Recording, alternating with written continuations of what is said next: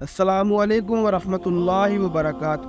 انسانی تاریخ میں آنے والا وہ دردناک دن کہ جس دن حضرت محمد صلی اللہ علیہ وآلہ وسلم کی پیاری آل اولاد کو شہید کر دیا گیا اور ظلم کی انتہا یہاں تک کر دی کہ اہل بیت کے سر ان کے جسم سے جدا کر کے کربلا کی زمین کو خون سے رنگ دیا گیا۔ 10 محرم ایک ایسا دن ہے جس دن کو آدم علیہ السلام سے لے کر قیامت تک ایک خاص نسبت حاصل ہے۔ یہ 10 محرم الحرام کا ہی دن تھا جب نواسہ رسول امام حسین رضی اللہ تعالیٰ عنہ کو شہید کیا گیا، اور 10 محرم الحرام کا ہی دن ہوگا جب اللہ تعالیٰ اس دنیا کو ختم کر دیں گے اور قیامت قائم ہو جائے گی۔ جزیرہ علم کی ویڈیو میں خوش آمدید۔ حضرت امیر معاویہ رضی اللہ تعالیٰ عنہ کی وفات کے بعد جب یزید تخت نشین ہوا تو تمام لوگوں نے یزید کی بیعت کر لی، لیکن امام حسین رضی اللہ تعالیٰ عنہ نے یزید کی بیعت کرنے سے انکار کر دیا۔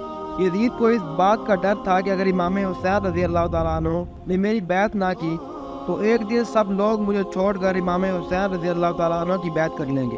اسی ڈر کی وجہ سے یزید نے مدینہ کے گورنر ولید بن عتبہ کو ایک خط لکھا اور انہیں کہا کہ حسین بن علی رضی اللہ تعالیٰ عنہ، عبداللہ بن عمر رضی اللہ تعالیٰ عنہ اور حضرت عبداللہ بن زبیر رضی اللہ تعالیٰ عنہ سے فوراً بیعت لے لی جائے، اور اگر یہ لوگ میری بیعت سے انکار کر دیں تو ان پر ظلم کیا جائے۔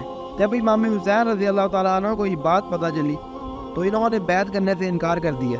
یزید کی خلافت کے بعد جب امام حسین رضی اللہ تعالیٰ عنہ مدینہ چھوڑ کر مکہ چلے گئے تو کوفیوں نے امام حسین رضی اللہ تعالیٰ عنہ کو 18,000 خط لکھے اور اس بات پر زور دیا کہ آپ کوفہ تشریف لے آئیں، ہم آپ کے ساتھ ہیں۔ جب امام حسین رضی اللہ تعالیٰ عنہ کو ایسے بہت سے خط موصول ہوئے تو امام حسین رضی اللہ تعالیٰ عنہ نے کوفیوں پر یقین کرتے ہوئے حالات کا جائزہ لینے کے لیے اپنے چچا زاد بھائی حضرت مسلم بن عقیل رضی اللہ تعالیٰ عنہ کو کوفہ کی طرف روانہ کر دیا۔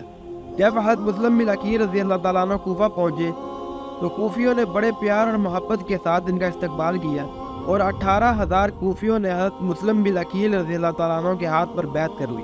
یہ سب دیکھ کر حضرت مسلم بن عقیل رضی اللہ تعالیٰ عنہ نے امام حسین رضی اللہ تعالیٰ عنہ کو ایک خط بھیجا کہ آپ جلدی کوفہ تشریف لے آئیں، کوفہ کے لوگ آپ کے ہاتھ پر بیعت کرنا چاہتے ہیں۔ اس خط کو پڑھنے کے بعد امام حسین رضی اللہ تعالیٰ عنہ اپنے اہل بیت کے ساتھ کوفہ کی طرف روانہ ہوئے۔ ادھر کوفہ کے لوگوں نے یزید کے ساتھ مل کر بغاوت کر دی اور حضرت مسلم بن عقیل رضی اللہ تعالیٰ عنہ کو شہید کر دیا۔ اب یزیدی فوج اس بات کا انتظار کر رہی تھی کہ کب امام حسین رضی اللہ تعالیٰ عنہ کوفہ پہنچے اور کب ہم ان کو بیعت کے لیے مجبور کریں۔ جب امام حسین رضی اللہ تعالیٰ عنہ میدان کربلا کے نزدیک پہنچے تو آپ نے پوچھا یہ کون سی جگہ ہے، تو بتایا گیا یہ کربلا ہے۔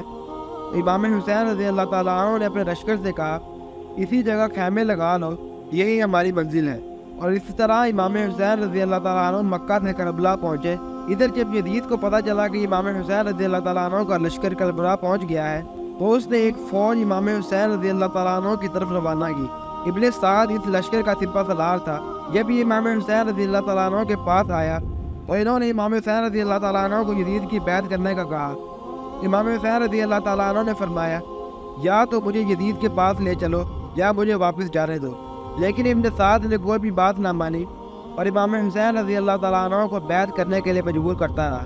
دن گزرتے گئے اور 3 محرم الحرام کو یزید نے 22,000 کا لشکر امام حسین رضی اللہ تعالیٰ عنہ کی طرف بھیج دیا۔ ایک طرف امام حسین رضی اللہ تعالیٰ عنہ کا لشکر جس میں کل 82 لوگ شامل تھے، اور ایک طرف یزید کا 22,000 کا لشکر۔ اب یہ لوگ امام حسین رضی اللہ تعالیٰ عنہ کو یزید کی بیعت کرنے پر مجبور کرتے رہے، لیکن امام حسین رضی اللہ تعالیٰ عنہ اس سے انکار کرتے رہے۔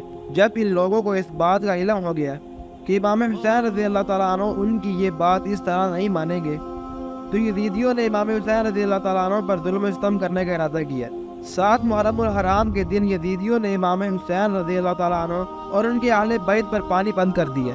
یزیدی فوج نے امام حسین رضی اللہ تعالیٰ عنہ کے لشکر کو چاروں طرف سے گھیرا ہوا تھا اور خیموں سے بچوں کے رونے کی آوازیں آ رہی تھی اور وہ پیاس کی شدت کی وجہ سے تڑپ رہے تھے۔ 9 محرم والے دن امام حسین رضی اللہ تعالیٰ عنہ نے حضرت عباس رضی اللہ تعالیٰ عنہ کو یزیدی فوج کی طرف بھیجا اور ان سے 1 رات کی مہلت مانگی، تو یزید کی طرف سے ان کو 1 رات کی مہلت دے دی گئی۔ یہ 9 محرم الحرام کی رات تھی۔ امام حسین رضی اللہ تعالیٰ عنہ نے اپنے قافلے والوں کو جمع کیا اور فرمایا یہ بات طے ہے کہ اب یزید ہمیں ضرور شہید کر دے گا، تم میں سے جو بھی اپنی جان بچا کر جانا چاہے تو وہ چلا جائے۔ لیکن کوئی بھی وہاں سے نہیں گیا، وہ سب امام حسین رضی اللہ تعالیٰ عنہ کے پاس ہیں اور کوئی بھی آپ کو چھوڑ کے جانے کے لیے تیار نہیں۔ اب 10 محرم الحرام کا دن آیا اور یزیدی فوج نے امام حسین رضی اللہ تعالیٰ عنہ کے لشکر پر حملہ کر دیا۔ امام حسین رضی اللہ تعالیٰ عنہ کے ساتھ صرف 72 لوگ تھے اور ادھر 22,000 کا ایک بہت بڑا لشکر۔ اس طرح 3 دن سے پیاسے امام حسین رضی اللہ تعالیٰ عنہ کے ساتھی یزیدی لشکر سے لڑتے رہے۔ جب حضرت عباس رضی اللہ تعالیٰ عنہ ننھے حضرت علی اصغر رضی اللہ تعالیٰ عنہ کے لیے نہر فرات سے پانی لینے گئے تو یزیدی فوج نے ان پر حملہ کر دیا اور بے دردی سے ان کو شہید کر دیا۔ اس کے بعد ایک بدبخت نے ننھے علی اصغر رضی اللہ تعالیٰ عنہ کی طرف تیر چلایا، وہ سیدھا آ کر ان کے گلے میں لگا اور وہ شہید ہو گئے۔ اس طرح ایک ایک کر کے امام حسین رضی اللہ تعالیٰ عنہ کے ساتھیوں کو شہید کر دیا گیا۔ اب امام حسین رضی اللہ تعالیٰ عنہ اپنے ایک کٹے بازو کے ساتھ میدان کربلا میں کھڑے ہیں۔ اتنے میں ہی زرع بن شریک نامی شخص نے آگے بڑھ کر امام حسین رضی اللہ تعالیٰ عنہ کا دوسرا بازو بھی کاٹ دیا۔ اس کے بعد سنان بن اس نقفی نے آگے بڑھ کر امام حسین رضی اللہ تعالیٰ عنہ کا سر تن سے جدا کر دیا۔ امام حسین رضی اللہ تعالیٰ عنہ کے جسم مبارک پر 33 نیزے کے زخم اور 34 تلوار کے زخم تھے۔ ظلم یہاں ختم نہیں ہوا۔ اس کے بعد امام حسین رضی اللہ تعالیٰ عنہ کے جسم مبارک کو گھوڑوں کے ساتھ روندا گیا۔ امام حسین رضی اللہ تعالیٰ عنہ اور ان کے ساتھیوں کی لاشیں مبارک 3 دن تک کربلا کے میدان میں پڑی رہیں۔ 3 دن کے بعد پاس ایک بستی والوں نے آ کر حضرت حسین رضی اللہ تعالیٰ عنہ کو دفن کیا۔ 10 محرم 61 ہجری میں امام حسین رضی اللہ تعالیٰ عنہ اور ان کے ساتھیوں کو کربلا کے اندر شہید کیا گیا۔